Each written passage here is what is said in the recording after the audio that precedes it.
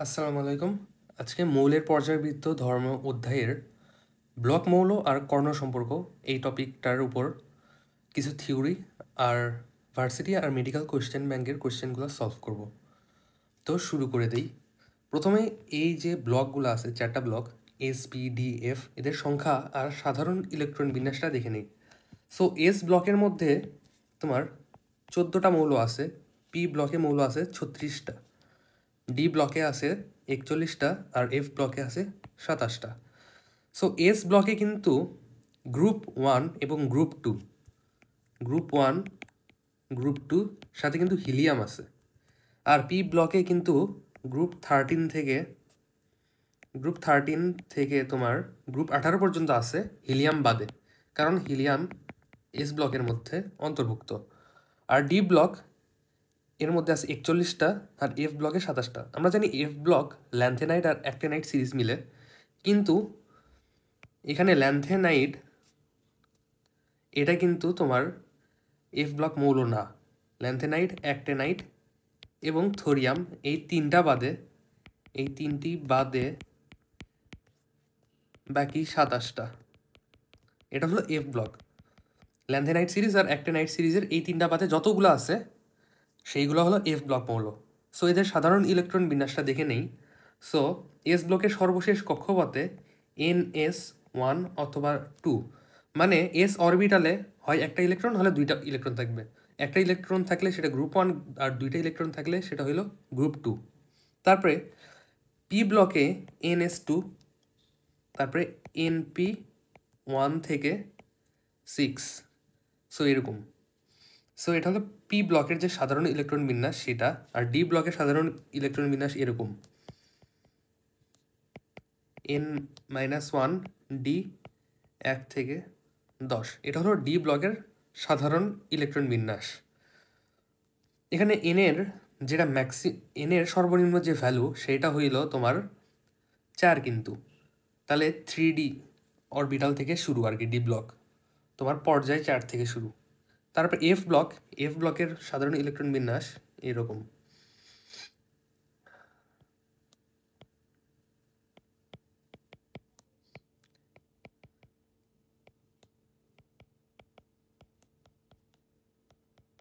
So এটা হলো F ব্লকের সাধারণ ইলেকট্রন বিন্যাস।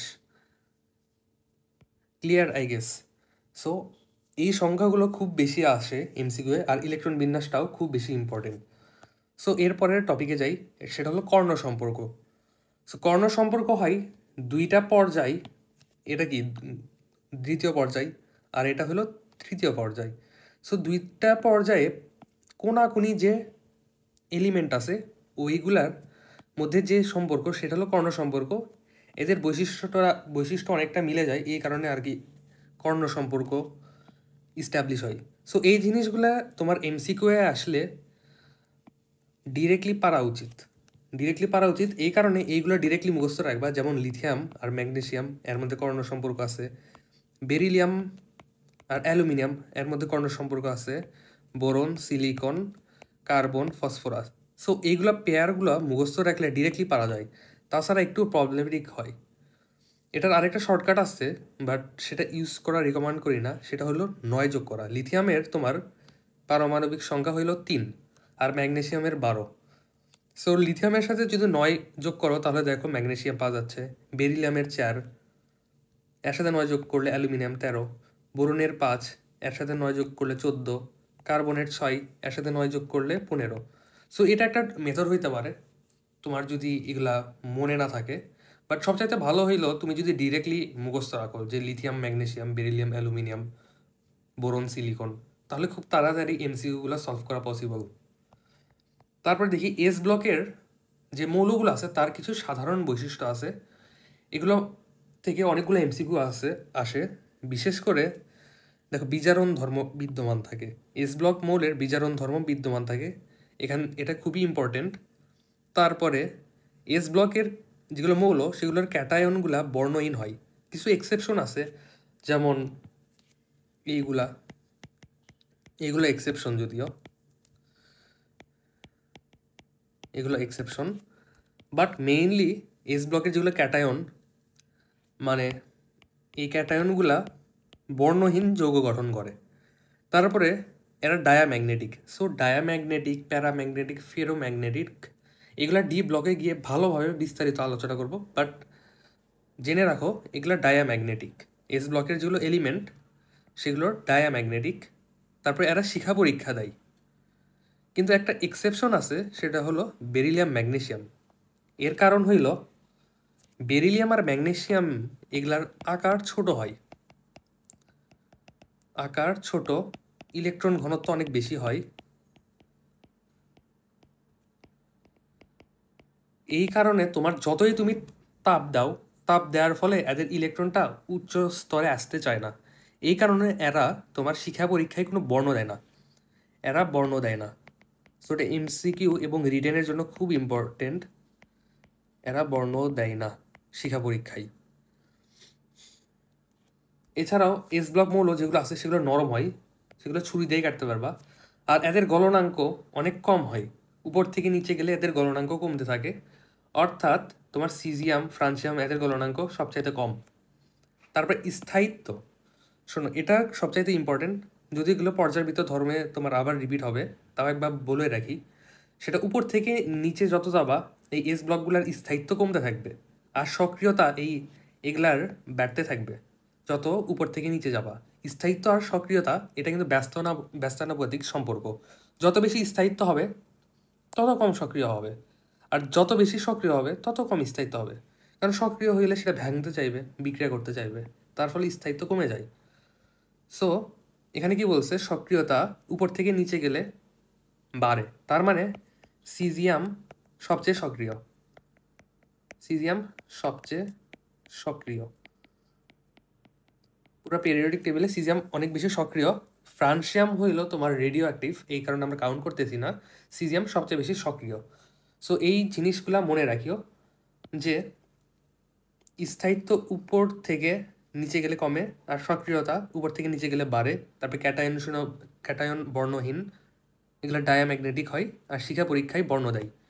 জাস্ট ব্যতিক্রম হইল বেরিলিয়াম আর ম্যাগনেসিয়াম, এটা তোমার রিটেনের জন্য খুব বেশি ইম্পর্টেন্ট। আসলে কয়েকটা এমসিকিউ সলভ করে নেই এই এস ব্লকের উপর, মেডিকেলের যেগুলো আসছে সেগুলো আগে সলভ করে নেই। দেখো, সো প্রথম কোশ্চেনটা দেখো, এখানে একটা বিক্রিয়া দিছে। সো অনেকের বিক্রিয়া ভয় লাগে, বিক্রিয়া করতে মানে বিরক্ত লাগে। সো তাদের জন্য একটা মানে সাজেশন, সেটা হলো এই বিক্রিয়াগুলোতে দেখো সমতা করা আছে। তাহলে সমতা করা থাকলে বিক্রিয়ার যে এই এক্সটা এটা অনেক ইজিলি বের করতে পারবা। ফর এক্সাম্পল দেখো, এখানে ক্যালসিয়াম কয়টা আছে বিক্রিয়ার আগে পড়ো, পড়ার পরে দেখো এই সাইডে ক্যালসিয়াম আছে 3টা, আর এই সাইডেও 3টা আছে। সো ক্যালসিয়াম নিয়ে কোনো প্যারা নাই। কিন্তু এই সাইডে কিন্তু নাইট্রোজেন কয়টা আছে, 2টা আছে নাইট্রোজেন। কিন্তু এই সাইডে নাইট্রোজেনের কোনো এলিমেন্ট নাই, তাহলে এক্সের একটা নাইট্রোজেন থাকবে, সেটা বোঝা যাচ্ছে। এক্সে অফকোর্স একটা নাইট্রোজেন থাকবে। তারপর এই সাইডে কয়টা আছে, 6টা হাইড্রোজেন আছে। আর এই সাইডে হাইড্রোজেন কয়টা, 6টা। তাহলে এই 6টা হাইড্রোজেন কাটা দেই। তারপর অক্সিজেন কয়টা আছে, 3টা। অক্সিজেন 3টা। এই সাইডে অক্সিজেন কয়টা, 6টা। অর্থাৎ এই বিক্রিয়া আসলে সমতাকরণ নাই। এখানে অক্সিজেন কয়টা আছে, 2, 6টা। সো এখানে কিন্তু 6H2O হবে। সো পারফেক্টলি আগে সমতাকরণ করে নিবা, 6H2O হবে। তাহলে দেখো হাইড্রোজেন কয়টা বেঁচে গেল, হাইড্রোজেন এখানে ইউজ হয়েছে তোমার 6টা, আর বেঁচে গেছে কয়টা, 6টা এক্সট্রা। সো এই হাইড্রোজেনটা NH3 গঠন করবে, 2NH3। তাহলে অ্যান্সার হবে অপশন এ, NH3। তারপর দেখো এস ও পি ব্লক সংখ্যার ক্রম কোনটি। সো এস সংখ্যার ক্রম, এস ব্লকে আছে তোমার 14টা, পি ব্লকে আছে 36টা। সো অ্যান্সার হইল সি। তারপরে কোনটা সবচাইতে শক্তিশালী বিজারক, আমি আবার বলছি এস ব্লকের মৌলগুলা বিজারণ ধর্ম প্রদর্শন করে। সো এখানে দেখো এস ব্লক মৌল কোনটা, লিথিয়াম। লিথিয়াম সবচাইতে ভালো বিজারক। এটা আমরা পর্যায়বৃত্ত ধর্মে আরও ভালোভাবে দেখব যে কার বিজারক মানে বিজারক হওয়ার জন্য তার আকারের কী কী চেঞ্জ আসা লাগে, সেগুলো পর্যাবৃত্ত ধর্মতে দেখব। বাট এখানে দেখো অপশনগুলোতে একটাই এস ব্লক আছে, অর্থাৎ লিথিয়ামই শক্তিশালী বিজারক হবে। তারপর অপশনে বলছে কোনটা অধিক শক্তিশালী ক্ষার। আমরা কি জানি এস ব্লকের মৌলগুলো হইল ক্ষার ধাতু আর মৃৎক্ষার ধাতু। গ্রুপ 1 ক্ষার ধাতু আর একটা হইল মৃৎক্ষার। সো দেখো কোনটা শক্তিশালী ক্ষার। সো এখানে এটাও তোমার এস ব্লক, এটাও এস ব্লক, এটাও এক্স ব্লক। সো ক্ষার ধর্মিতা তোমার ডিপেন্ড করে আকারের উপর। অক্সাইডের যে ক্ষার ধর্মিতা তা আকারের উপর ডিপেন্ড করে। অক্সাইডের ক্ষারকত্ব আকারের সমানুপাতিক। ক্ষারকত্ব আকারের সমানুপাতিক, অর্থাৎ যার আকার যত বেশি সে তত ভালো অক্সাইড। সো এখন দেখো এইগুলোর মধ্যে কার আকার সবচাইতে বেশি? সোডিয়ামের থেকে অফকোর্স পটাশিয়ামের আকার বেশি। সোডিয়ামের থেকে কি পটাশিয়ামের আকার বেশি, কারণ নিচে আছে, আর পটাশিয়ামের পাশে ক্যালসিয়াম আছে। সো ক্যালসিয়ামের আকার ছোট, কারণ একটা পর্যায়ের তোমার বাম থেকে ডানে গেলে আকার কমতে থাকে।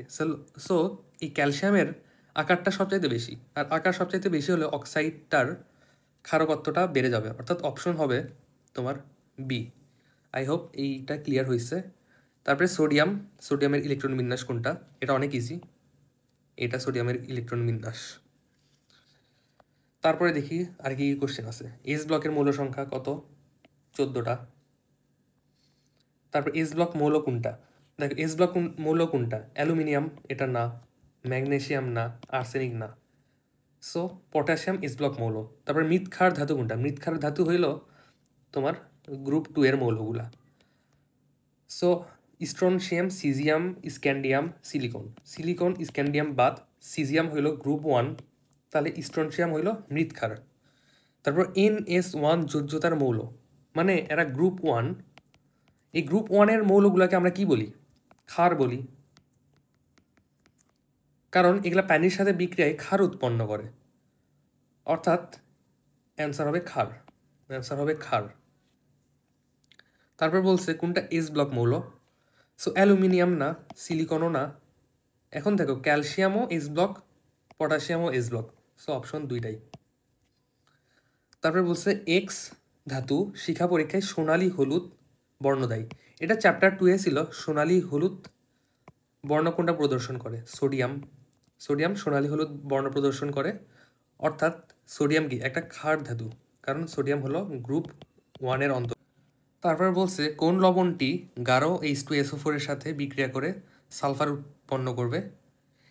এটার অ্যান্সার হবে এ। তারপরে দেখি 67 নাম্বার, কোনটা আয়নিক অ্যানহাইড্রাইড। সো এখানে কি বলছে? Ionic hydride.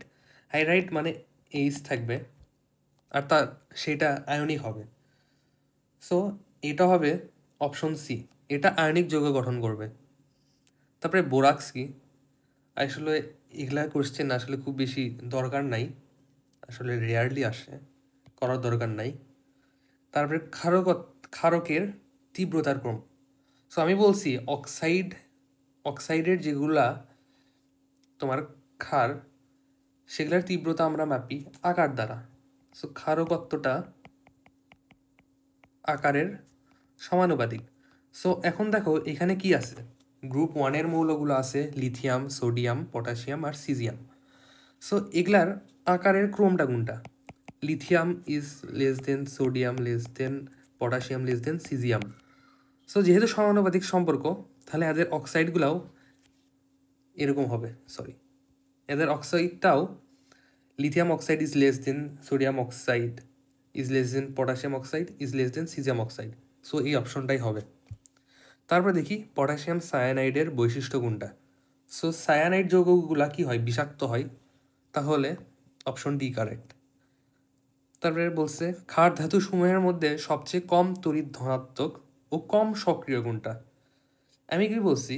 যেটা সবচাইতে বেশি সক্রিয় সেটা তত, যেটা সবচাইতে বেশি সক্রিয় সেটা কম স্থায়িত্ব। আর সিজিয়াম সবচাইতে বেশি সক্রিয় যৌগ, তাহলে লিথিয়ামটা হবে কম সক্রিয়, কারণ উপরের মৌলগুলা কম সক্রিয় গ্রুপ 1-এর ক্ষেত্রে আর এস ব্লকের ক্ষেত্রে, আর নিচেরগুলা বেশি সক্রিয়। তাহলে lithium is less than sodium, is less than potassium, is less than caesium, এটা সক্রিয়তার ক্রম। তাহলে অ্যান্সার হবে লিথিয়াম। তারপরে পটাশিয়াম মৌলটি কোন গ্রুপের অন্তর্ভুক্ত? পটাশিয়াম গ্রুপ 1-এর অন্তর্ভুক্ত, যেটাকে আমরা কি বলি, ক্ষার ধাতু বলি। তারপরে কোনটা মৃৎ ক্ষার ধাতু? এটা হলো গ্রুপ 2। সো এখানে গ্রুপ 2-এর এলিমেন্ট কোনটা? ক্যালসিয়াম। সো তোমার যদি পিরিয়ডিক টেবিল সবচাইতে ভালোভাবে মুখস্থ থাকে, তাহলে এগুলা কোশ্চেন সলভ করতে তোমার আসলেই সময় লাগবে না। সো অফকোর্স আমি যতগুলো এলিমেন্ট বলছি যে মুখস্থ করো, সবগুলা মুখস্থ করবা, প্রায় 60-65টা আছে, ওগুলা জাস্ট ভালোভাবে মুখস্থ করিও, তাহলে এগুলা কোশ্চেন তোমার মানে দেখার আগে সলভ হয়ে যাবে। তারপরে কোন মৌলের বহিস্থ ইলেকট্রন বিন্যাস NS2?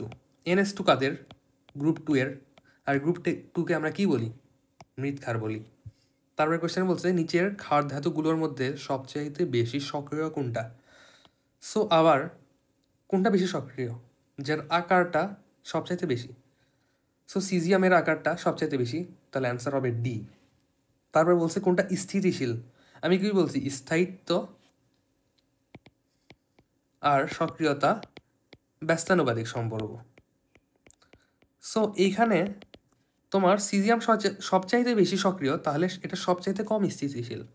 আর লিথিয়াম সবচাইতে কম, তোমার লিথিয়াম হলো তোমার সবচাইতে কম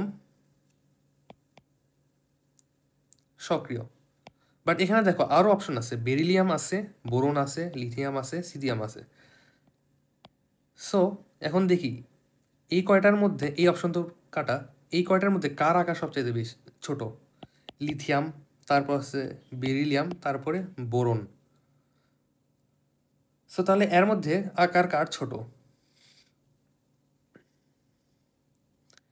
এখন একটা জিনিস দেখো, বেরিলিয়ামের আকার তোমার বেরিলিয়ামের আকার কিন্তু বোরনের থেকে বড়, কিন্তু বেরিলিয়ামের তোমার আয়নিক শক্তি কিন্তু বোরনের থেকে বড়। এটা পর্যায়বৃত্ত ধর্মের মধ্যে আমরা দেখব, এটা একটা এক্সেপশন। সো এটার অপশন হবে এ। যার আয়নিকরণ শক্তি সব বেশি, তার স্থায়িত্ব কম। আমি লিখে দেই, আয়নীকরণ শক্তি যার বেশি, তার স্থায়িত্ব বেশি এবং সক্রিয়তা কম। আয়নীকরণ সমানুপাতিক স্থায়িত্ব।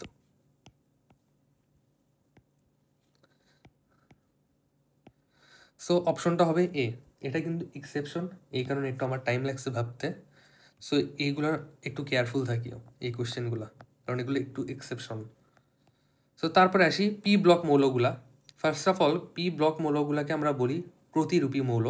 এর কারণ হইল এদের অনেকগুলো প্রতিরূপ পাওয়া যায়। তারপরে পি ব্লক মৌলগুলোর সংখ্যা হলো 36টা। এর মধ্যে গ্রুপ 13 থেকে গ্রুপ 18 পর্যন্ত মৌলগুলো আছে। সো গ্রুপ 13গুলো দেখি, বোরন, অ্যালুমিনিয়াম, গ্যালিয়াম, ইন্ডিয়াম, এটা যে কি ঠিক মনে নেই। সো গ্রুপ 13-এর একটা বৈশিষ্ট্য হলো এই যে অ্যালুমিনিয়াম, এটা ডাইমার গঠন করে। সো দেখো অ্যালুমিনিয়ামের কিন্তু অষ্টক সংকোচন হয়ে আছে এই যৌগে, এই কারণে অষ্টক এই পূর্ণ করতে চাই। অষ্টক পূরণের জন্য ডাইমার গঠন করে, আর এর চিত্রটা খুব ইম্পর্টেন্ট। অষ্টক পূরণের জন্য ডাইমার গঠন করে। সো এই ডাইমারটা দেখো, ডাইমারটা কেমন হয়। অ্যালুমিনিয়ামের সাথে তোমার 3টা ক্লোরিন তোমার সমযোজিতে যুক্ত থাকে। আরেকটা অ্যালুমিনিয়াম আছে, তারও 3টা তোমার কি সমযোজিতে আছে। এখন দেখো ক্লোরিনের তোমার ইলেকট্রন কিন্তু বেশি আসছে, আর অ্যালুমিনিয়ামের তোমার কম আছে। তাহলে ক্লোরিন কি করবে? অ্যালুমিনিয়ামের সাথে সন্নিবেশ বন্ধন গঠন করবে, আর এই ক্লোরিনটা অ্যালুমিনিয়ামের সাথে সন্নিবেশ বন্ধন গঠন করবে। সো এটা হলো ডাইমারটার গঠন। এই চিত্রটা খুব ইম্পর্ট্যান্ট। আর একটা জিনিস ইম্পর্টেন্ট, সেটা হলো এর মধ্যে তোমার সমযোজী বন্ড কিন্তু তোমার 6টা, আর সন্নিবেশ সমযোজী হইল তোমার 2টা। সো এই বন্ডটা অনেক বেশি আসে, বন্ড সংখ্যাটা। তারপর দেখি গ্রুপ 14টা, carbon, silicon, germanium, stannum, plumbum. So graphite আর হিরক, এটা কিন্তু দুইটাই কার্বনের প্রতিরূপ। এই প্লি ব্লকগুলোকে কি বলছি, প্রতিরূপী। এর কিন্তু দুইটা প্রতিরূপ, গ্রাফাইট আর হিরক। সো এগুলার মধ্যে গ্রাফাইট তোমার বিদ্যুৎ পরিবহন করে, গ্রাফাইট বিদ্যুৎ পরিবহন করে। এর কারণ হইল এর সংকর আয়ন হইল sp2। sp2 সংকর আয়ন হওয়ার কারণে কার্বনের কিন্তু একটা হাত ফাঁকা থাকে, ওই কারণে এটা বিদ্যুৎ পরিবহনে হেল্প করে। কিন্তু হিরক কিন্তু তোমার বিদ্যুৎ পরিবহন করে না, কারণ হিরকটা sp3। তারপরে কার্বন ডাইঅক্সাইড, এটা কিন্তু গ্যাসীয়, কিন্তু সিলিকন ডাইঅক্সাইড কিন্তু কঠিন, কারণ সিলিকন ডাইঅক্সাইড তোমার বৃহদাকার অণু বা দৈত্যাকার অণু গঠন করে, বৃহদাকার অণু গঠন করে। এই কারণে সিলিকন অক্সাইড কঠিন, যেহেতু অনেকগুলা অণু পরস্পর একসাথে থাকে, তার কারণে এটা ভাঙতে বেশি এনার্জি লাগে, এই কারণে এটা কঠিন। তারপরে তোমার আর্দ্র বিশ্লেষণ, এই আর্দ্র বিশ্লেষণ থেকে অনেক বেশি কোশ্চেন আসে, কিভাবে হয় এটাও আসে। তো সিলিকন টেট্রাক্লোরাইড এটা আর্দ্র বিশ্লেষিত হয়, এর মধ্যে ডি অরবিটাল উপস্থিত আছে, কিন্তু তোমার কার্বন টেট্রাক্লোরাইড কিন্তু আর্দ্র বিশ্লেষিত হয় না, এটা অনেক বেশি এমসিকিউ আসে, এর ডি অরবিটাল নেই। এর কিভাবে আর্দ্র বিশ্লেষিত হয় এটাও খুব বেশি ইম্পর্টেন্ট। তারপরে দেখি গ্রুপ 15, এটাকে আমরা কি বলি, নিক্টোজেন বলি বা শ্বাসরোধকারী, নিক্টোজেন বা শ্বাসরোধকারী, এটা আগের দিনই দেখছি বা আগের যে পর্ব ওটাতেই দেখছি। So nitrogen, phosphorus, arsenic, stibium, bismuth, এগুলার মধ্যে নাইট্রোজেন অনেক বেশি নিষ্ক্রিয়, কারণ নাইট্রোজেন কিভাবে বন্ড অ্যাঙ্গেল করে, দেখো কিভাবে বন্ড গঠন করে, এর মধ্যে কিন্তু 3টা বন্ড আছে, এই কারণে এটা অনেক বেশি নিষ্ক্রিয়। এটাকে এই জন্য বলা হয় তোমার নিষ্ক্রিয় গ্যাসের পরে সবচাইতে বেশি নিষ্ক্রিয় হইল নাইট্রোজেন গ্যাসটা। তারপরে এখানে এই যে অপশন, এখান থেকে কিন্তু অনেক বেশি এমসিকিউ আসে। PCl5 তোমার গঠিত হয়, কিন্তু NCl5 কিন্তু গঠিত হয় না। PCl5-এ কি আছে, ডি অরবিটাল আছে, এই কারণে PCl5 গঠিত হতে পারে, কিন্তু এই তো নাইট্রোজেনে কিন্তু ডি অরবিটাল নাই, এই কারণে NCl5 গঠিত হয় না। আরেকটা জিনিস, ফসফরাসে তোমার ডি অরবিটাল আছে, কিন্তু এই যৌগটা কিন্তু গঠিত হতে পারে না, কারণ আয়োডিনের তোমার আকার বড় হওয়ার কারণে স্টেরিক বাধা আসে, বা তোমার অবস্থানজনিত যে একটা বাধা, সেটা বাধা আসে, এই কারণে এই এলিমেন্টগুলো গঠিত হয় না। এটা এমসিকিউ অনেক বেশি আসে। তারপর দেখো NF3 আর্দ্র বিশ্লেষিত হয় না, কিন্তু NCl3 হয়, কারণ NF3-র একটারও ডি অরবিটাল নাই, নাইট্রোজেনেরও নাই, ফ্লোরিনেরও নাই, কিন্তু এটার একটা ডি অরবিটাল আছে, এই কারণে NCl3 তোমার আর্দ্র বিশ্লেষিত হয়। সো এই পয়েন্টটা মনে রাখিও। তারপরে দেখো ক্ষার ধর্মিতা, NH3, আমি কি বলছি এর আগে, যে অক্সাইডের ক্ষার ধর্মিতা তোমার আকারের উপর ডিপেন্ড করে, কিন্তু এটা কিন্তু অক্সাইড না, এটা কিন্তু হাইড্রাইড, এটা মাথায় রাখো। এইখানে NH3 এর ক্ষার ধর্মিতা কিন্তু তোমার ফসফরাসের থেকে বেশি, PH3 এর থেকে বেশি। এর কারণ হইল তোমার তড়িৎ ঋণাত্মকতা।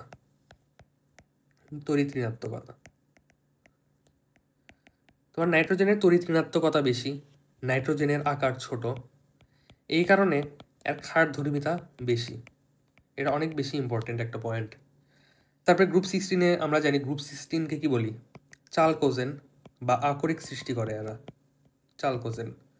অক্সিজেন, সালফার, সেলেনিয়াম, টেলোরিয়াম আর পোলেনিয়াম। তারপরে গ্রুপ 17, এখানে আছে ফ্লোরিন, ক্লোরিন, ব্রোমিন, আয়োডিন। সবচেয়ে ইম্পর্টেন্ট পয়েন্টটা হলো এরা আন্ত হ্যালোজেন যৌগ গঠন করে, অর্থাৎ এরা নিজেদের সাথেই যৌগ গঠন করে। এই দুইটা যৌগ মুখস্থ রাখো, অপশনে আসলে ডিরেক্টলি দাগাই দিতে পারবা, এই দুইটা যৌগ মুখস্থ রাখো। তারপরে গলনাঙ্ক, এটা আমরা পরে যখন তোমার রাসায়নিক বন্ধন দেখবো তখন ইজিলি এক্সপ্লেন করব, বাট আপাতত দেখো যে ভ্যান্ডার ওয়ালস বল তোমার ভরের উপর ডিপেন্ড করে। সো ফ্লোরিনের ভর কম, এর মধ্যে এই কারণে ভ্যান্ডার ওয়ালস ফোর্স কাজ করে না, মানে করে কিন্তু অনেক কম। কিন্তু ওই দিকে দেখো আয়োডিনের ভ্যান্ডার ওয়ালস ফোর্স অনেক বেশি কাজ করে, এই কারণে আয়োডিনটা হইল কঠিন, ব্রোমিনটা হইল তরল, আর ফ্লোরিন, ক্লোরিন এটা হলো গ্যাস, এটা অনেক বেশি আসে এমসিকিউ। তারপরে গ্রুপ 18, হিলিয়াম, নিয়ন, আর্গন, ক্রিপ্টন, জেনন, রেডন। এখান থেকে কয়েকটা জিনিস মুখস্থ রাখতে পারো। বিশেষ করে দেখো হিলিয়াম, এই হিলিয়ামটা আমরা যারা ডুবুরি তারা অক্সিজেন সিলিন্ডারে হিলিয়াম ইউজ করে।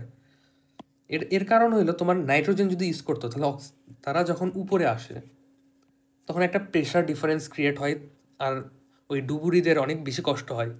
কিন্তু হিলিয়াম আমরা ইউজ করি যাতে ডুবুরির কষ্টটা কমে যায়।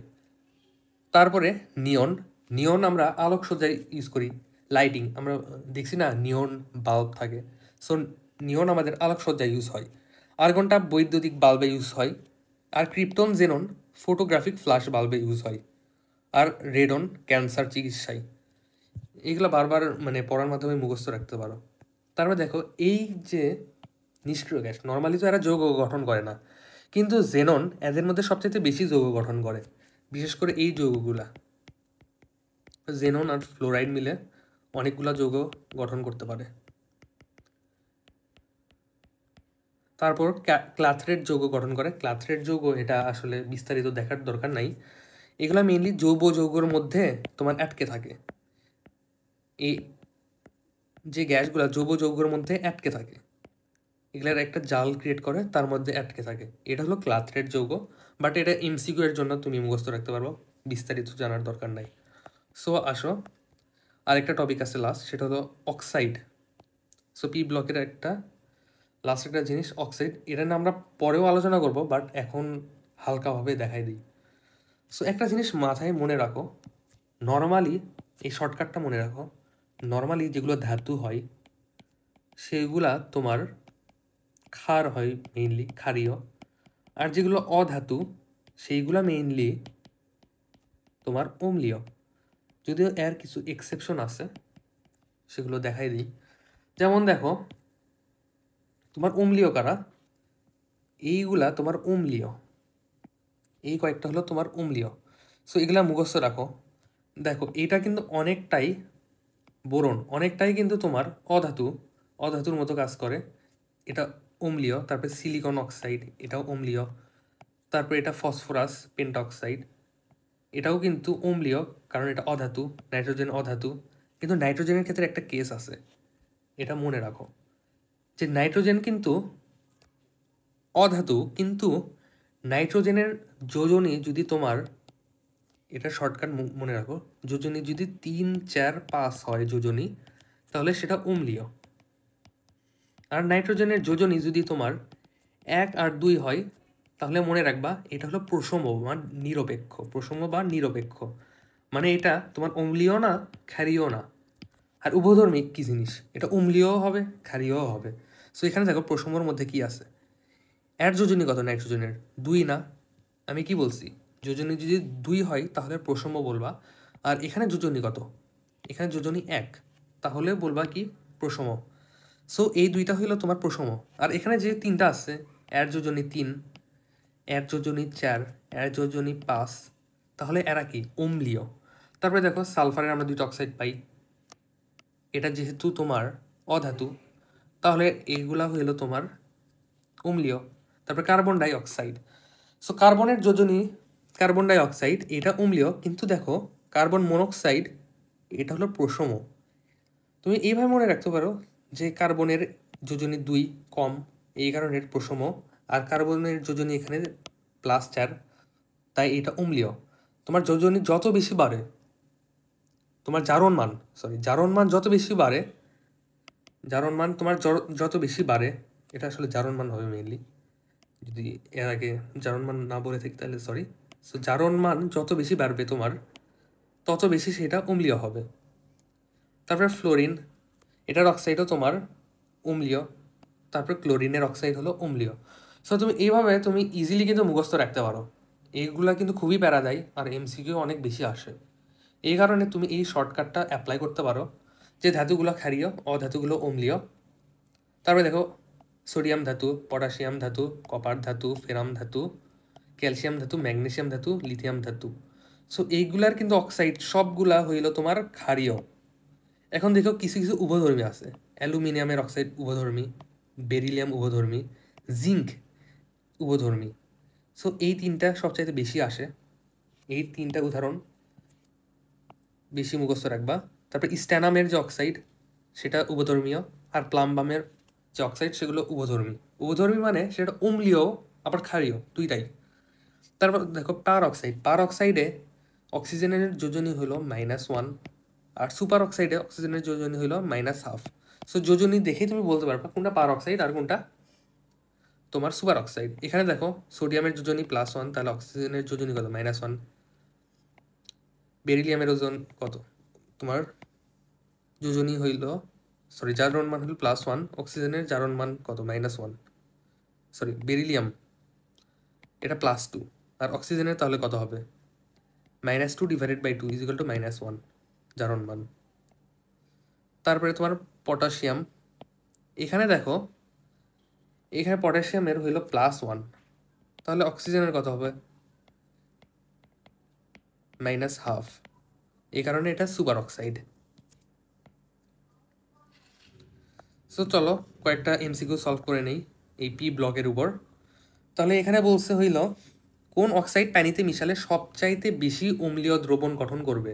সো আমি কি বলছি, অক্সাইড বেশি অম্লীয় হবে যদি জারণ মান বেশি হয়।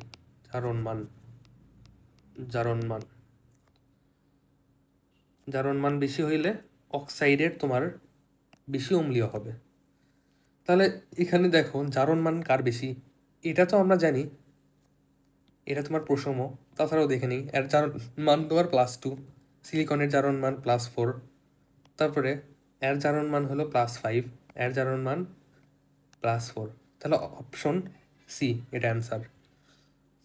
তারপরে কোনটা সুপার অক্সাইড, অপশন এ কিছুক্ষণ আগে দেখলাম, জারণ মান যদি তোমার -1/2 হয় অক্সিজেনের, তাহলে তাকে আমরা বলবো সুপার অক্সাইড। Super oxide. তারপর বলছে কোন হাইড্রোক্সাইডটা অম্লধর্মীয়, কোন হাইড্রোক্সাইডটা অম্লধর্মীয়। সো এইখানে অপশন হবে এ, এটা অম্লধর্মীয়। তারপরে নিচের কোনটি অর্ধপরিবাহী নয়। আমরা কি জানি গ্রুপ 14-এর যেগুলো মৌল সেগুলো মেইনলি অর্ধপরিবাহী, সিলিকন, জার্মেনিয়াম, গ্যালিয়াম, এগুলা তোমার অর্ধপরিবাহীর ন্যায় আচরণ করে। কিন্তু আর্জেন্টাম এটা কিন্তু একটা ধাতু, আর্জেন্টাম হইলো তোমার কি, এটা হলো সোনা রূপা। সো আর্জেন্টাম হইলো রূপা, সোনা হলো আরাম। সো আর্জেন্টাম একটা ধাতু, এটা তো পরিবাহীর মতন আচরণ করবে না। তারপরে কোনটা জারক ও বিজারক উভয় হিসেবে কাজ করে, এটা আমরা সেকেন্ড পেপারে দেখব। জাস্ট অ্যান্সারটা বলে রাখি, এটা হবে নাইট্রাস অ্যাসিড। নাইট্রাস অ্যাসিডের সংকেত হইল HNO2, এটা সেকেন্ড পেপারে দেখাবো নি। তারপরে বলছে হিরক ও গ্রাফাইট কার্বন মৌলের বহুরূপ, এদের মধ্যে কোন উক্তিটি সঠিক নয়। সো উভয় কার্বন নিয়ে গঠিত, তাহলে এটা সত্য, তাহলে এটা অপশন হবে না। তারপরে হিরক কি sp3, গ্রাফাইট sp2, এই অপশনটাও সঠিক, তাহলে এটাও হবে না। উভয়ের দহন তাপ একই, দেখো উভয়ের দহন তাপ একই, এটা হবে না, অর্থাৎ এটা অ্যান্সার। অপশন ডি আগে দেখে নিই, উভয়ের বিদ্যুৎ পরিবাহিতা ভিন্ন। হ্যাঁ আসলে ভিন্ন, হিরক কিন্তু বিদ্যুৎ পরিবহন করে না, কিন্তু গ্রাফাইট করে, তাহলে এই অপশনও বাদ। অপশন থাকে কোনটা, সি, দহন তাপ কিন্তু এদের একই, এটা কিন্তু হবে না, এদের দহন তাপ ভিন্ন। তারপরে দেখো অপটিক্যাল ফাইবার, আমরা কি জানি অপটিক্যাল ফাইবারে কাঁচ ইউজ করা হয়, তাহলে কি অ্যান্সারটা হবে কি সিলিকন, আর ক্যাচ আমরা কি দিয়ে বানাই, সিলিকন দিয়ে বানাই। তারপর বলছে কোনটার জারণ ক্ষমতা সবচাইতে বেশি। আমি কি বলছিলাম বিজারণ ক্ষমতা আকারের সমানুপাতিক, তাহলে জারণ ক্ষমতা তোমার আকারের ব্যস্তানুপাতিক, আকারের তোমার ব্যস্তানুপাতিক। এখন আকার কার বড়, এগুলোর মধ্যে কার আকার বড়, আয়োডিনের আকার বড় না। আয়োডিনের যদি আকার বড় হয় যেহেতু ব্যস্তানুপাতিক, তাহলে এর জারণ ক্ষমতা সবচাইতে কম, আর ফ্লোরিনের আকার সবচাইতে ছোট, এই কারণে তোমার জারণ ক্ষমতা সবচাইতে বেশি হলো ফ্লোরিনের। তোমার ফ্লোরিন, ক্লোরিন, ব্রোমিন, আয়োডিন, এটা হলো আকারের ক্রম। আর তোমার তাহলে জারণের ক্রম হলো fluorine greater than chlorine, greater than bromine, greater than iodine, এটা হলো তোমার জারণ ক্ষমতার তোমার ক্রম। সো এইগুলা পর্যাবৃত্ত ধর্মে অনেক ইজিলি দেখবো, সেখানে অনেক ভালোভাবে আছে। তারপরে কোন অক্সাইডটা অম্লধর্মী, আমি কি বলছি, অম্লধর্মীগুলো মুখস্থ রাখিও। অ্যালুমিনিয়াম যে এটা অম্লধর্মী, জিঙ্ক অক্সাইড অম্লধর্মী, তোমার বেরিলিয়াম অক্সাইড অম্লধর্মী, তারপরে স্ট্যান্নামের অম্লধর্মী, প্লাম্বামের অম্লধর্মী। সো এই কয়টা মুখস্থ রাখলে তুমি এমসিকিউ কিন্তু ডিরেক্টলি দাগাইতে পারবা। অ্যান্সার কি? বি। তারপরে নিষ্ক্রিয় গ্যাসের পরে সবচাইতে বেশি নিষ্ক্রিয় কোনটা? এটা অ্যান্সার হইল নাইট্রোজেন। আমি বলছি কেন, কারণ নাইট্রোজেনে তোমার ট্রিপল বন্ড ফর্ম করে, এই কারণে এটা অনেক বেশি নিষ্ক্রিয়।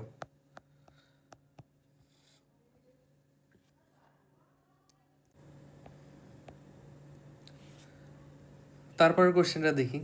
সো এই টাইপের কোশ্চেনগুলো আসলে ঝামেলা দেয়, একটু বিক্রিয়া রিলেটেড।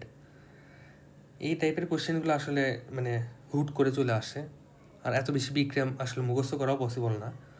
এগুলো হঠাৎ মঠাৎ চলে আসে, তাই স্কিপ করাই ভালো। এটার অ্যান্সার হবে তোমার সি। তারপরে দেখি কোন অক্সাইডটা অম্লধর্মী। এখন দেখো অম্লধর্মী কোনগুলার হয়? অধাতুরগুলো হয়। এখানে তাহলে অপশন ডি। সো তোমার ম্যাগনেসিয়াম এটা হলো ধাতু, এটা তোমার ক্ষারীয়, সোডিয়াম এর অক্সাইডও ক্ষারীয়, আর অ্যালুমিনিয়াম এই অক্সাইডটা হইল তোমার উভধর্মী। তাহলে অপশন ডি এটা হবে অ্যান্সার। তারপরে কোনটা সাধারণ অবস্থায় তরল থাকে? এটা বলছি মুখস্থ রাখতে। ব্রোমিন তরল থাকে সাধারণ অবস্থায়, আয়োডিন কঠিন থাকে, আর ফ্লোরিন ক্লোরিন তোমার গ্যাসীয় থাকে। তো পি ব্লক মৌলসমূহকে কি বলা হয়? পি ব্লক মৌলসমূহকে আমরা কি বলি? প্রতিরূপী মৌল বলি। এর অনেকগুলো প্রতিরূপ থাকে। তারপরে নিচের কোনটা ক্যান্সার চিকিৎসায় ব্যবহার করা হয়? রেডন। এগুলো তোমার গ্রুপ 18 থেকে দিয়ে দিছে ডিরেক্টলি। তারপরে কোনটা আর্সেনিকের রূপভেদ নয়? সো এই রূপভেদগুলো কারেন্টলি আসলে খুব বেশি মুখস্থ রাখা লাগে না। সো এটার অ্যান্সার কি হবে দেখি। রূপভেদ তোমার হবে সাদা, এটা রূপভেদ না।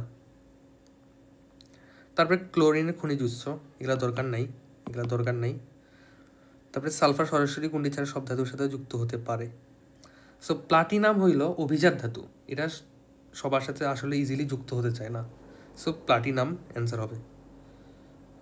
কুণ্ডি ছাড়া, সালফার সরাসরি কুণ্ডি ছাড়া অন্য সব ধাতুর সাথে যুক্ত হতে পারে। প্লাটিনাম অভিজাত ধাতু, অভিজাত ধাতু, এই কারণে আসলে ইজিলি যুক্ত হতে চায় না। তারপরে দেখি কোনটা পলি অক্সাইড। সো পলি অক্সাইড এটা তোমার হবে অপশন সি। এই পলি অক্সাইড কয়েকটা আছে, এগুলা মুখস্থ রাখা লাগে, যদিও ওখানে দেখাই নাই। এই অক্সাইডেরও আরেকটা ক্লাস আছে, ওইখানে ঠিকভাবে দেখাই দেবো না। তারপরে এখানে কি বলছে, এটার ধর্ম কোনটা নয়? এটার ধর্ম কোনটা নয়? N2O, এটার ধর্ম কোনটা নয়? এটা অ্যান্সার হবে দুর্গন্ধময়। এগুলো কাইন্ড অফ একটু এক্সেপশনাল কোশ্চেন, আসলে এগুলো বেশি মুখস্থ রাখা লাগে, তাই স্কিপ করে যাওয়াটাই ভালো।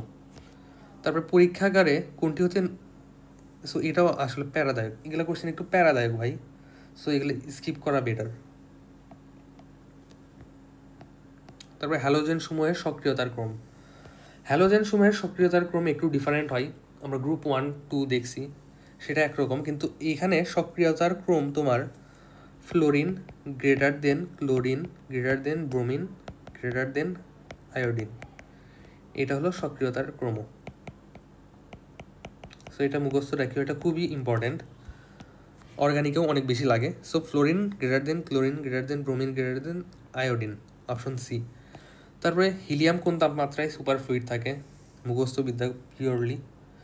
সো এগুলা আসলে মুখস্থ রাখা অনেক বেশি কঠিন, সো এগুলো কোশ্চেন আসলে আসলেই বেদনাদায়ক। তারপরে কোনটা জারক নয়? সো কোনটা জারক নয় কোনটা বিজারক নয়, এগুলা তোমার তোমার পরিমাণগত রসায়ন আছে। সো এখানে অত প্যারা খাইয়ে লাভ নাই। এটার অপশন, এটার অ্যান্সারটা হবে তোমার বি। এগুলো পরে তোমার ভালোভাবে দেখাই দিব না। তারপরে তরল নাইট্রোজেন কোন তাপমাত্রায় সৃষ্টি হতে পারে? ভাই এগুলোরও দরকার নাই। Energy saving bulb, so bulb কোনটা গঠন করে? রেডন তোমার ক্যান্সার চিকিৎসায় আমরা ইউজ করি, রেডন হবে না। হিলিয়াম তোমার আমরা সিলিন্ডারে ইউজ করি, অক্সিজেন সিলিন্ডারে। পারদ আমরা থার্মোমিটার ইউজ করি, এটা হবে না। আর্গন কিন্তু আমরা বাল্বে ইউজ করি। তারপরে সোডিয়াম ক্লোরাইডের যে সম্পৃক্ত জলীয় দ্রবণ, এটাকে আমরা ব্রাইন বলি, এটা তোমার তড়িৎ রসায়নে আছে, সেখানে দেখা দিব না। তারপর বলছে নিম্নের কোন নিষ্ক্রিয় গ্যাসের বাষ্পীভবন তাপ এত। সো এগুলা মুখস্থ রাখা পসিবল না ভাই, স্কিপ করাই বেটার। তবুও অ্যান্সারটা তোমারে দেখাই দিই। অ্যান্সারটা তোমার হবে নিয়ন। আসলে মুখস্থবিদ্যা আসলেই প্যারা, বিশেষ করে এই মেডিকেলগুলোতে বেশি দেয়। ভার্সিটি তাও একটু মানে রেলিভেন্ট হয়, মুখস্থবিদ্যা এরকম মানে পিওর মুখস্থবিদ্যা একটু কমই আসে। তারপরে কোন নিম্নের কোনটি সঠিক। তোমার দেখো সিলিকেট যৌগসমূহ মানে সিলিকন যেগুলো যৌগ গঠন করে সেগুলো তোমার কিন্তু বৃহদাকার অণু গঠন করে, এগুলো কিন্তু পলিমার গঠন করে। তারপরে তোমার কি বলছে, এই অপশনটা কিন্তু কারেক্ট হবে, তাও বাকি অপশনগুলো দেখে নেই। CCl4 কার্বন টেট্রা ক্লোরাইড সন্নিবেশ গঠন করে, এটা কিন্তু সন্নিবেশ গঠন করে না। এটার গঠন কি, চারপাশে 4টা ক্লোরিন সমযোজীর মাধ্যমে গঠিত হয়, সো এটা হবে না। তারপরে বলছে সিলিকন শুধু দানাদার রূপে পাওয়া যায়, এটা হবে না। তারপরে গ্রাফাইট বিদ্যুৎ অর্ধপরিবাহী, এটা কিন্তু অর্ধপরিবাহী না, এটা টোটালি পরিবাহী, সো এটাও হবে না। তারপরে নিচের কোনটা উদ্দায়ী অনুদ্দায়ী, এগুলা তোমার আসলে দেখতে হবে তার প্রকৃতি। এটার অ্যান্সার হবে তোমার সিলিকন টেট্রা ক্লোরাইড। এটা উদ্দায়ী, কারণ এটা কিন্তু সমযোজী, আর আমরা জানি যেগুলো সমযোজী সেগুলো উদ্দায়ী হয়, আর যেগুলা তোমার আয়নিক হয় সেগুলো অনুদ্দায়ী, সেটা অনুদ্দায়ী। এখন বাকি যে 3টা অপশন সেগুলো কিন্তু আয়নিক একটু, কিন্তু সিলিকন টেট্রা ক্লোরাইড এটা কিন্তু সমযোজী। তারপর বলছে নিম্নের কোনটি সঠিক নয়। সিলিকন চিপ কম্পিউটার তৈরিতে ব্যবহার করা হয়, অফকোর্স এটা আমরা ব্যবহার করি। তারপরে বিশুদ্ধ সিলিকন প্রস্তুতিতে মিথেন গ্যাসের প্রয়োজন হয়, সো এটা তো আমরা আসলে জানি না, এই অপশনটা আমরা জানি না, সো এটা নিয়ে আমরা শিওর হইতে পারতেছি না। তারপর বলছে সংকর ধাতু তৈরির জন্য সিলিকন ব্যবহার করা হয়। এখন সংকর ধাতুর তৈরি করার জন্য সিলিকন ব্যবহার করা হয় না, তাহলে এটাই হইল তোমার অ্যান্সার, কোনটা সঠিক নয়। তারপরে দেখি দৈত্যাকার অণু গঠন করে কোনটা, এটা সিলিকন গঠন করে, ডিরেক্টলি বলা যায়। তারপর পি ব্লক মৌল সংখ্যা কোনটা, 36টা। প্রথম পি ব্লক মৌল কোনটা, এটা কিন্তু বোরন হলো প্রথম পি ব্লক মৌল। তারপরে কোনটা আর্দ্র বিশ্লেষিত হয়, আমি কি বলছি এটা মুখস্থ রাখতে, সিলিকন টেট্রাক্লোরাইড তোমার আর্দ্র বিশ্লেষিত হয়, এটা হয় না। কার্বন টেট্রাক্লোরাইড আর্দ্র বিশ্লেষিত হয় না। তারপরে কোন যৌগ সম্ভব নয়, এটা মুখস্থ রাখতে বলছি, NCl5, এটা সম্ভব নয়। তারপরে নিষ্ক্রিয় গ্যাসটি পি ব্লকের মৌল নয়, কোন নিষ্ক্রিয় গ্যাস, আমি কি বলছি যে হিলিয়াম হইল এস ব্লকের অন্তর্ভুক্ত, বারবার বলছি এটা পি ব্লকের অন্তর্ভুক্ত নয়, বাকি 3টা তোমার পি ব্লকের অন্তর্ভুক্ত। তারপরে কোনটা অম্লধর্মী, এখন দেখো এটা ধাতুটা অম্লধর্মী হবে না। তারপরে সিলিকন কিন্তু অধাতু, এটা অম্লধর্মী হবে। আর H2 কিন্তু এটা নিরপেক্ষ, পানি তো নিরপেক্ষ। আর অ্যালুমিনিয়ামের যে অক্সাইড সেটা তোমার উভধর্মী, সেটাও হবে না, তো সিলিকন অক্সাইডটাই হবে তোমার অম্লধর্মী।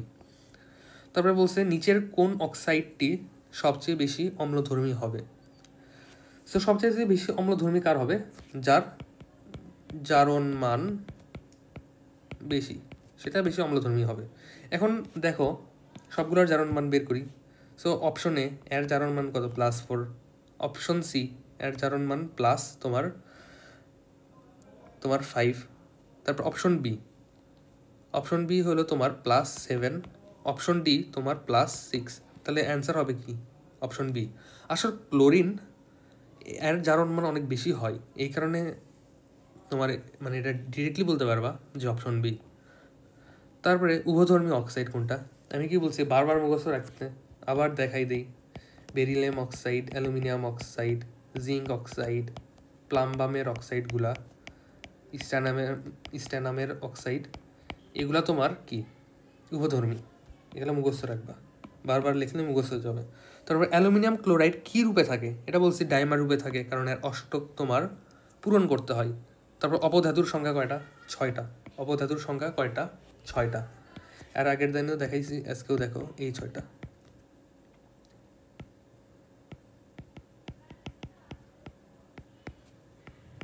এই 6টা তোমার অবধাতু। তারপরে বলছে নিচের কোন যৌগটার অক্সিজেনের জারণ মান -12, -12। অপশন দেখে বোঝা যাচ্ছে এটা অপশন ডি, -12। এটাকে সুপার অক্সাইড বলা হয়।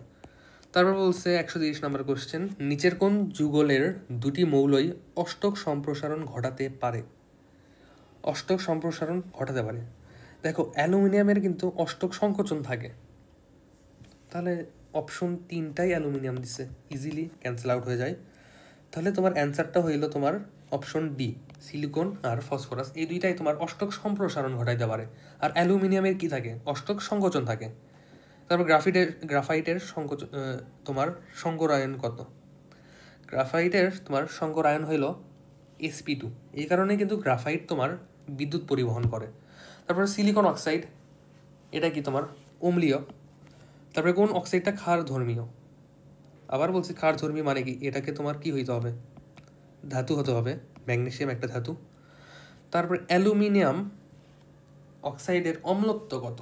সো অ্যালুমিনিয়াম অক্সাইড কিন্তু দুইভাবে ইউজ করা হয়, এটা ক্ষার হিসেবে ইউজ করা হয়, তোমার অ্যাসিড হিসেবেও। সো আসলে আমরা বিক্রিয়ার মাধ্যমে দেখি অম্লত্ব কত। অম্লত্ব মানে হইল তোমার, দেখো অম্লত্ব কি আর ক্ষারত্ব কি সেটা দেখাই। এটা তো তোমার ক্ষারের সাথেও বিক্রিয়া করবে, তোমার অম্লের সাথেও বিক্রিয়া করবে, কারণ এটা উভধর্মী। সো এখানে অম্লত্ব কি জিনিস? এখানে অম্লত্ব হইল এটা যতগুলো অম্লের সাথে তোমার রিয়াকশন করবে সেটা হলো এটার অম্লত্ব। সো এটা মুখস্থ রাখো যে এর অম্লত্ব 6, অম্লত্ব তোমার হলো 6, আর যতগুলো ক্ষারের সাথে তোমার বিক্রিয়া করবে ওটা হলো তার ক্ষারকত্ব। সো ক্ষারকত্ব 2, অম্লত্ব 6, এটা মুখস্থ রাখো, খুব বেশি আসে। তারপরে সিলিকন অক্সাইডের ক্ষারকত্ব কত? সো সিলিকন অক্সাইড কয়টা ক্ষারের সাথে বিক্রিয়া দেয় সেটা আমার দেখতে হবে। সিলিকন অক্সাইডটা তোমার, এটা তোমার অ্যাসিড, এটা একটা অম্ল। সো এটা কয়টা ক্ষারের সাথে বিক্রিয়া দেয় সেটা আমরা দেখি। এই বিক্রিয়াগুলো কিভাবে কমপ্লিট করতে হয় সেটা দেখাবো নি। এটা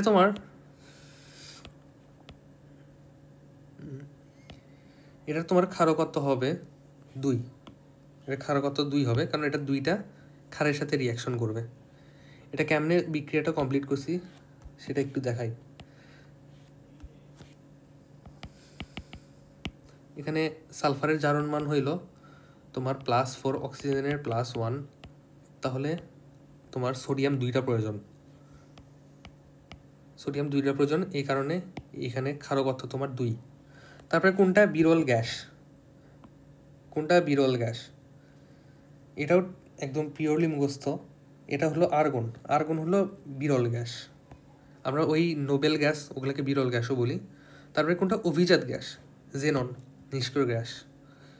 তারপরে চালকোজেন মৌল কোন ব্লকের অন্তর্ভুক্ত? চালকোজেন কারা? চালকোজেন হলো গ্রুপ 16, আর গ্রুপ 16 হলো পি ব্লক। তারপরে বলছে পর্যায় সারণীর কোন দুটি গ্রুপের নাম নিকটোজেন? নিকটোজেন কারা? গ্রুপ 15, আর চালকোজেন কারা? গ্রুপ 16। সো অ্যান্সার কত? Option C. আন্ত হ্যালোজেন যৌগ কারা গঠন করে? আন্ত হ্যালোজেন মানে কি? 2টা হ্যালোজেন একসাথে থাকবে, অপশন এ হবে না, কারণ সালফার তো হ্যালোজেন না। ফসফরাস হ্যালোজেন না, অপশন ডি। সালফার আর অক্সিজেন হ্যালোজেন না, তাহলে অপশন সি কারেক্ট হবে। ক্লোরিন আর ফ্লোরিন, এরা 2টাই হ্যালোজেন। So easy question. তারপরে দেখো উপধাতু কোনটা? উপধাতু 6টা মুখস্থ রাখতে বলছি। জার্মেনিয়াম একটা উপধাতু। তারপরে নিচের কোন অক্সাইডটা অম্লধর্মী? অম্লধর্মী মানে কারা? অধাতুগুলা, তাহলে অপশন এ, কারণ লিথিয়াম ধাতু, ম্যাগনেসিয়াম ধাতু, সোডিয়াম ধাতু। তারপরে বলছে কোনটার ভ্যান্ডার ওয়ালস আকর্ষণ বল সবচাইতে বেশি? আয়োডিনের সবচাইতে বেশি, এই কারণে কিন্তু কঠিন অবস্থায় থাকে, কারণ ভ্যান্ডার ওয়ালস আকর্ষণ বল তোমার ভরের সমানুপাতিক। তারপর অপশন বলছে পি ব্লক মৌলগুলোর বেশিরভাগ কি? পি মৌলের বেশিরভাগ হইল অধাতু, কিছু কিছু উপধাতুও আছে, বাট পি ব্লক মেইনলি অধাতু। তারপর বলছে পার অক্সাইডের সংকেত কি? আমরা দেখি পার অক্সাইড কারা। এরা পার অক্সাইড কারা? এরা পার অক্সাইড না, কারণ এদের কি জারণ মান তোমার -1। যাদের জারণ মান -1 হয় তারাই কিন্তু তোমার পারঅক্সাইড। সো এটার সংকেত কি হবে তোমার? এটার সংকেত হবে এইরকম। Option D correct. Option D correct. যদি তোমার এখানে বলতো তোমার এটা পারঅক্সাইড, তোমার অক্সাইডটা এরকম নর্মাল যেগুলো অক্সাইড, আর সুপার অক্সাইড কেমন হয়? সুপার অক্সাইড তোমার কি KO2 এভাবে লিখি না, সুপার অক্সাইড হলো এইটা উপরে -1, এটা হলো সুপার অক্সাইড। Super oxide. তারপরে বলছে নিম্নের কোনটি অম্লীয় জলীয় দ্রবণ? অম্লীয় মানে কি? তাকে অধাতু হবে। এখন CO2 এটা অম্লীয়, অনেকবার দেখছি। CO2 হইল কার্বন ডাই অক্সাইড হলো অম্লীয়। তারপরে পর্যায় সারণীতে কোন ব্লকে অধাতু বেশি থাকে? পি ব্লকে সবচাইতে বেশি অধাতু থাকে। তারপরে মিশ্র অ্যানহাইড্রাইড কোনটা? মিশ্র অ্যানহাইড্রাইড এটা হইল তোমার অপশন সি, মিশ্র অ্যানহাইড্রাইড। তারপর SO3 এটা কি? অম্লধর্মীয়। SO3 হইল অম্লীয়। তারপর ক্যালসিয়াম কার্বাইড পানির সাথে বিক্রিয়া করে কি উৎপন্ন করে? সো এটা অর্গানিক কেমিস্ট্রিতে আছে। ক্যালসিয়াম কার্বাইডের সংকেত হইল এইটা। এটা পানির সাথে বিক্রিয়া করলে তোমার ইথাইন উৎপন্ন করে। ইথাইন উৎপন্ন করে। Option D. তারপরে পানি গ্যাসের ওয়াটার গ্যাসের সংকেত কত? এটাও তোমার অর্গানিকে আছে। এটা হলো অপশন এ। কোনটা অম্লধর্মী? এর মধ্যে তোমার এটা প্রসম, জিঙ্ক অক্সাইড হলো উভধর্মী। জিঙ্ক অক্সাইড হলো তোমার উভধর্মী। আর তোমার অ্যালুমিনিয়াম অক্সাইড এইটা তোমার উভধর্মী। তাহলে অপশন কোনটা বেঁচে থাকে? অপশন বেঁচে থাকে হইল সি। অ্যান্সার হলো সি। তারপর অক্সাইডের সংকেত কত? এর আগেই বলছি অক্সাইডের সংকেত কোনটা। অক্সাইডের সংকেত হইল এইটা। দেখি এর মতো কোনো সংকেত আছে কি না। সো এখানে দেখো অপশন বিটা কারেক্ট। সো এই তিনটার সংকেতগুলো মনে রাখবা যে অক্সাইড কোনগুলা। আবার দেখাই দিই, এটা হলো অক্সাইড, তারপর এটা হলো তোমার পারঅক্সাইড, আর এটা হইল সুপার অক্সাইড। তারপর বলছে কোনটা প্রসম অক্সাইড। আমি কি বলছি? নাইট্রোজেনের যদি দেওয়া থাকে, নাইট্রোজেন যদি দেওয়া থাকে, এর জারণ মান যদি 1 আর 2 হয় তাহলে এটার প্রসম অক্সাইড। অর্থাৎ এটা একটা প্রসম অক্সাইড, তারপরে এটাও একটা প্রসম অক্সাইড। এই দুটো হলো প্রসম অক্সাইড। তাহলে অপশন তোমার এ, এটার অ্যান্সার হবে অপশন এ। বাকিগুলো তোমার অম্লীয়। তারপর বলছে কোন শ্রেণীর আয়নে +3 আছে? জারণ মান +3। সেটা আমাদের করে দেখতে হবে কোনটার +3। অপশন এ দেখো, অপশন এর এক্সের আমরা ধরি +x, আর অক্সিজেনের কত? -4। এখানে দুইটা যেহেতু আছে ইকুয়াল টু -1। সো এটা হইল +3। তাহলে অপশন এ কারেক্ট। ভাগ্য ভালো, একবারে মিলে গেছে, নাহলে সবগুলো চেক করা লাগতো। তারপর দেখো সামুদ্রিক শৈবাল পুড়িয়ে বাণিজ্যিকভাবে কোন মৌল প্রস্তুত করা হয়? এটা একদম ডিরেক্টলি মুখস্থ রাখতে হবে। সেটা হইলো তোমার অপশন ডি। আমরা আয়োডিনটাকে আমরা সামুদ্রিক শৈবালটাকে পুরাইয়ে আমরা আয়োডিন উৎপন্ন করি। তারপর বলছে কোন গ্রুপের মৌল প্রসম অক্সাইড উৎপন্ন করতে পারে? সো নাইট্রোজেন কোন গ্রুপের? গ্রুপ 15। গ্রুপ 15 প্রসম অক্সাইড উৎপন্ন করে। NO, N2O এরা প্রসম অক্সাইড, এরা কি? গ্রুপ 15। তারপর আরেকটা দেখছি কার্বন মনোক্সাইড, এটা কত? গ্রুপ 14। তাহলে অ্যান্সার কত? 14 আর 15। অ্যান্সার হইল 14, 15। তারপর HClO4, এইখানে তোমার ক্লোরিনের জারণ মান কত? এটার জারণ মান হইল তোমার +7। নিজে করে দেখিও। হাইড্রোজেনের হইল +1 + x - 8 = 0। তাহলে x = +7। তারপর দেখো হাইড্রাসিড সমূহের তীব্রতা কোনটার উপর নির্ভর করে? হাইড্রাসিড কারা? হাইড্রাসিড কারা দেখো, HF, HCl, তারপরে তোমার HBr, HI, এরা হলো তোমার হাইড্রাসিড। এই হাইড্রাসিডে দেখো অ্যানায়নের আকার যত বড় হয় তত বেশি তীব্র হয়।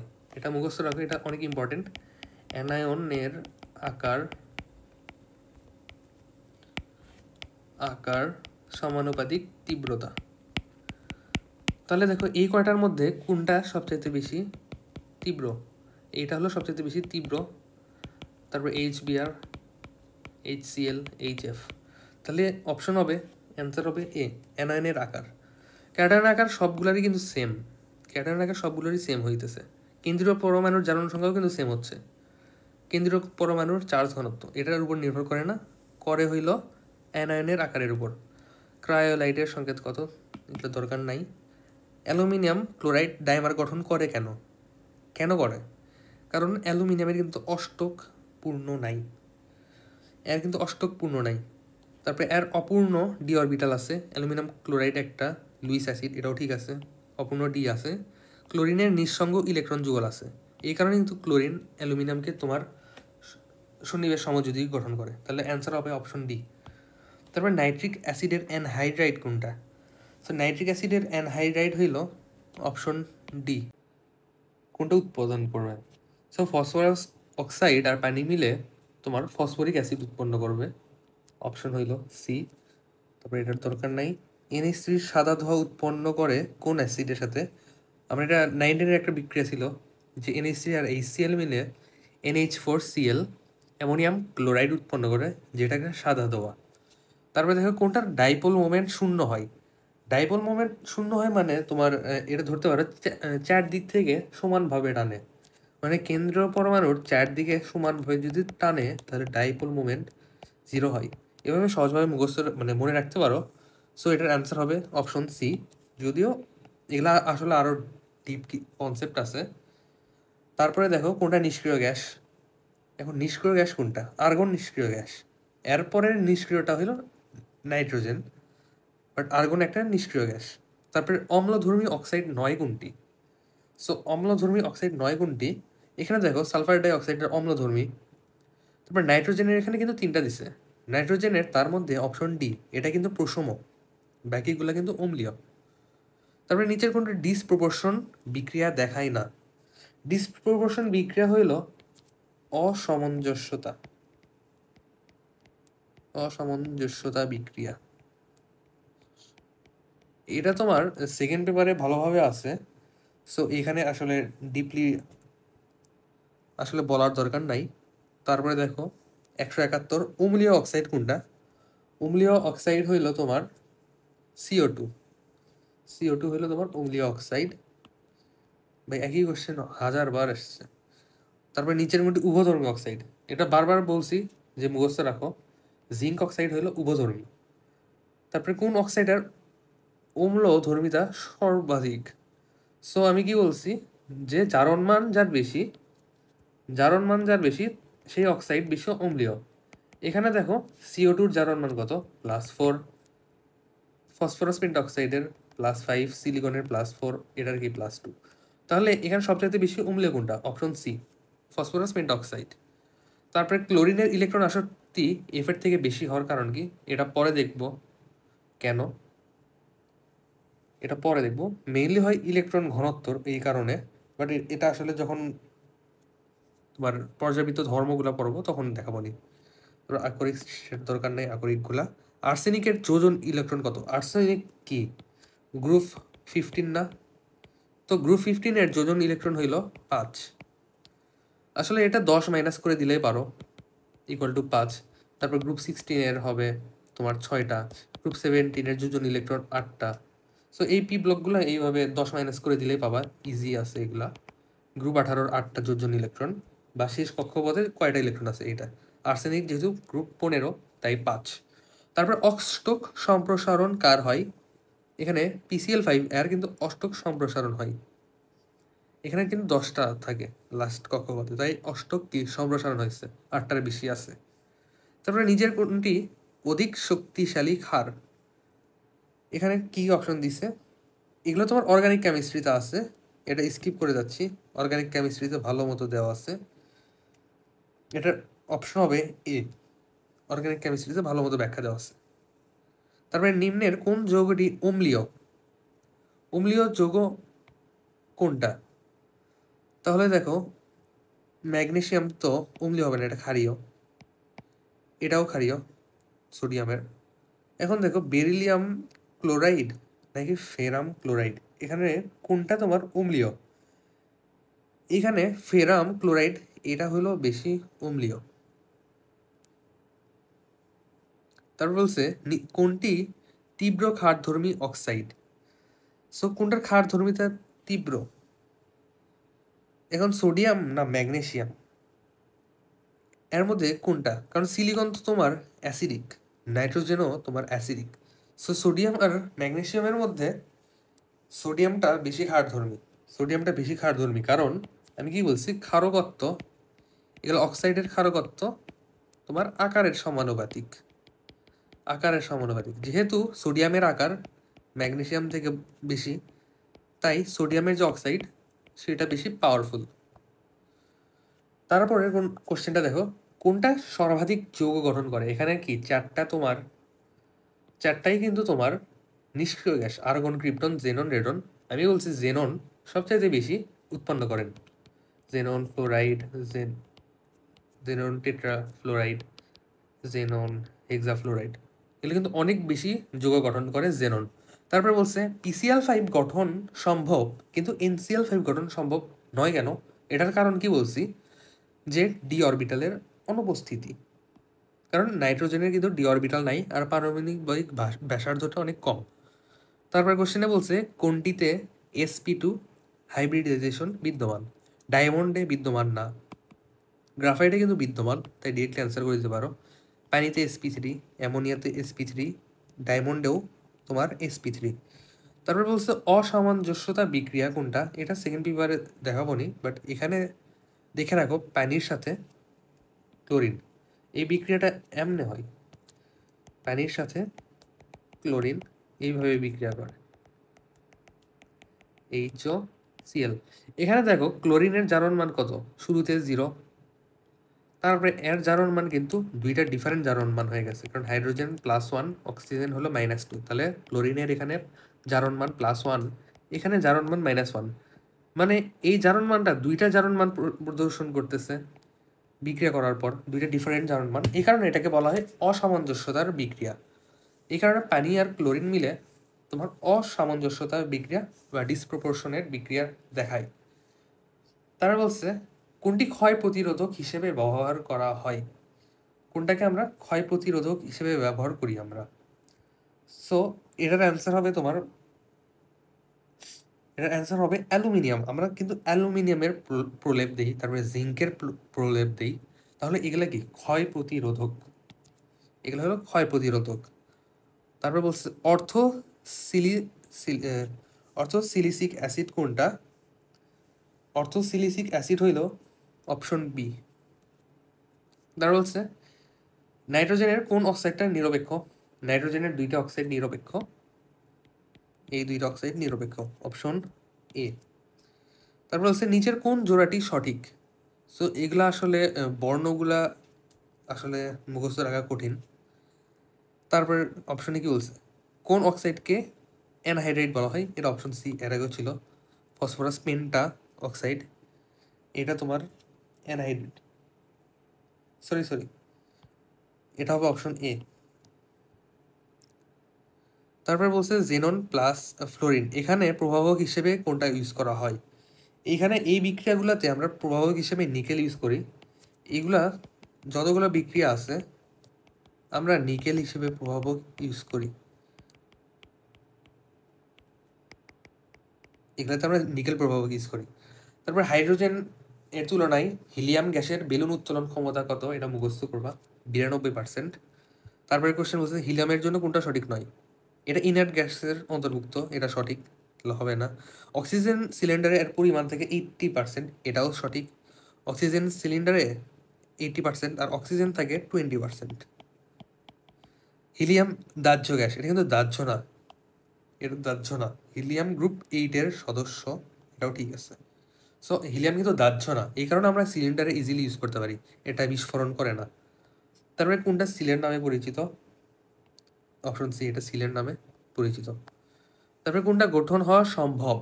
এখন দেখো অপশন এ এটা কিন্তু গঠন হওয়া সম্ভব না।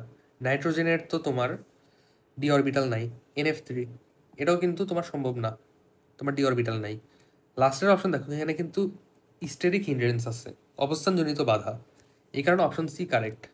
এটা আমি এর আগেও বলছি, এগুলো অপশন মুখস্থ রাখবা যে এইগুলো তৈরি হওয়া সম্ভব না। তারপরে নিচের কোনটি অসঙ্গতিপূর্ণ, এগুলোর মধ্যে কোনটা অসঙ্গতিপূর্ণ?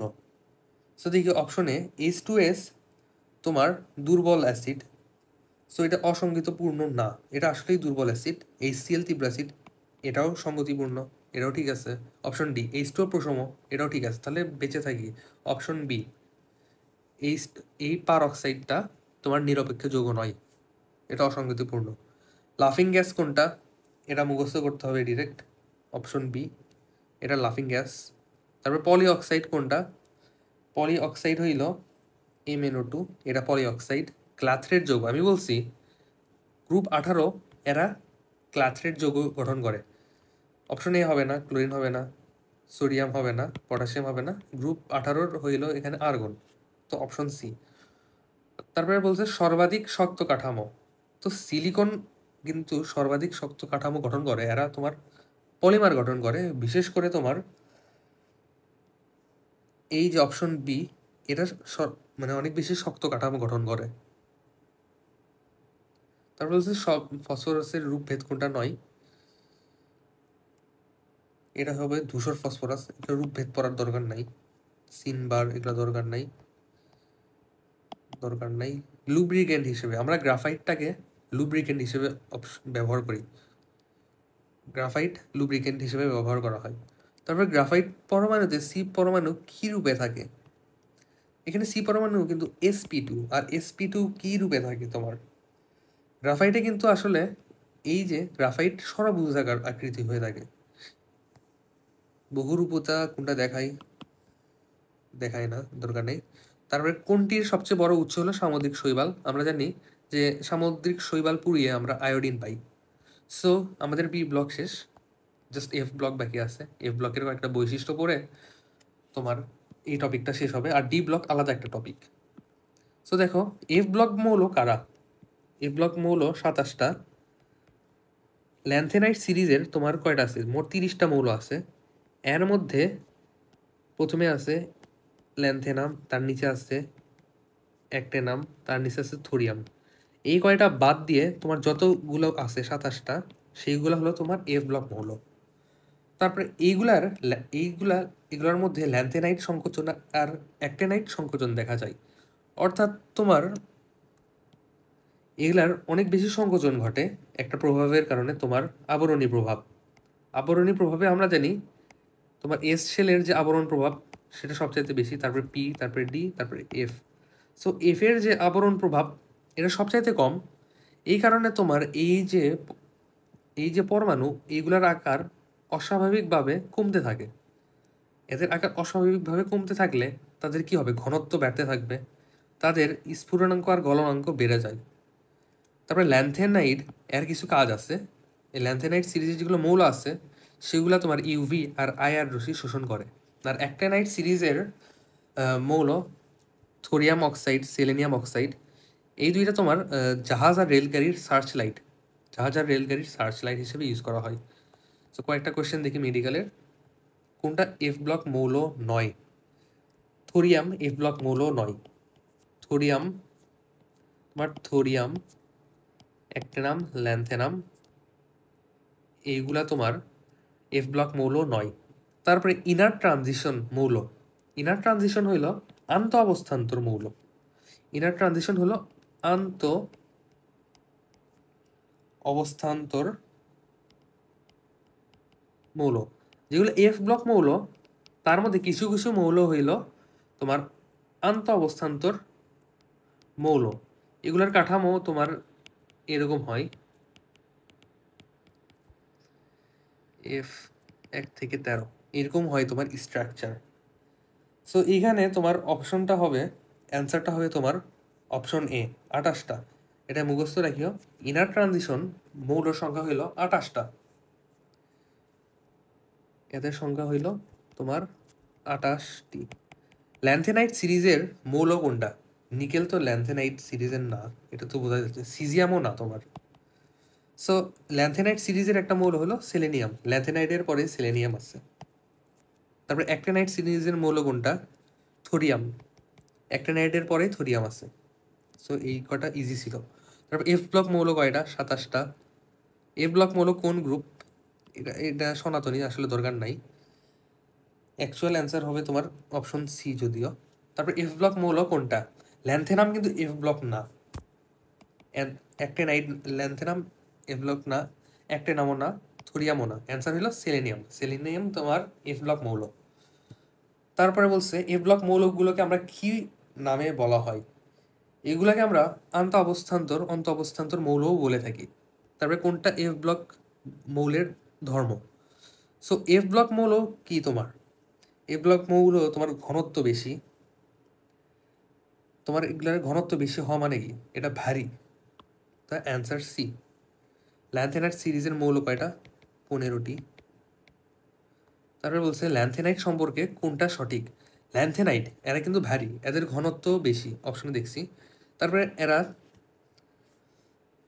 এরা তাপ ও বিদ্যুৎ কুপরিবাহী, এরা তাপ ও বিদ্যুৎ কুপরিবাহী, এরা তাপ আর বিদ্যুৎ পরিবাহী হয়, তো এটা হবে না।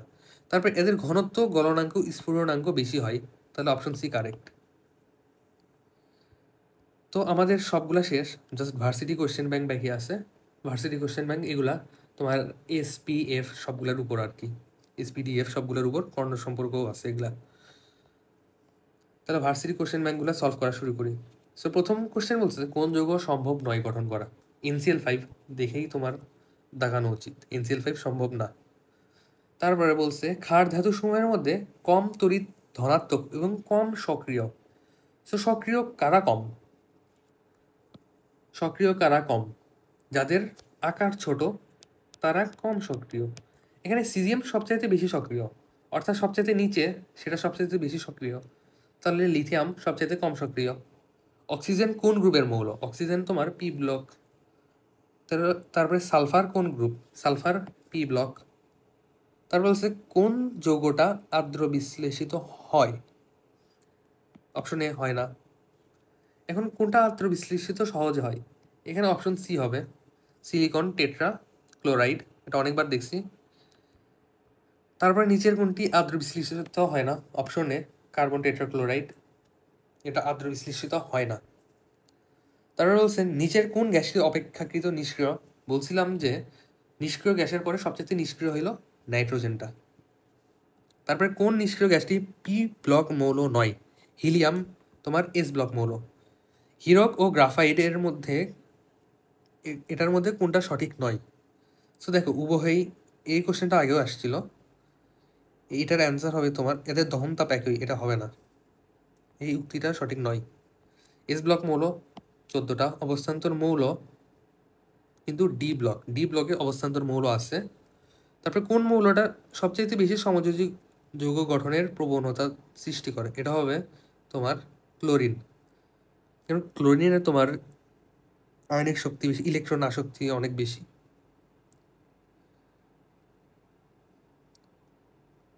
সরি, এটার অ্যান্সার হবে তোমার সিলিকন, এটার অ্যান্সার হবে তোমার সিলিকন। তারপর বলছে তোমার এফ ব্লকে সর্বমোট কয়টা মৌল আছে? 27টা, অপশনে নাই, কোনোটি নয়। তারপরে কোন হ্যালাইটটি পানিতে আর্দ্র বিশ্লেষিত হয় না? এখন দেখো কোন হ্যালাইটটি হয় না। NCl3 এর মধ্যে ডি অরবিটাল আছে, এটা হবে। তারপর PCl3 এর মধ্যেও হবে, PCl5 এটাও হবে, কিন্তু এর মধ্যে কারো কিন্তু ডি অরবিটাল নাই, তাহলে অপশন ডি অ্যান্সার। সো আমাদের ভার্সিটি কোশ্চেন ব্যাংকটাও সলভ করা শেষ।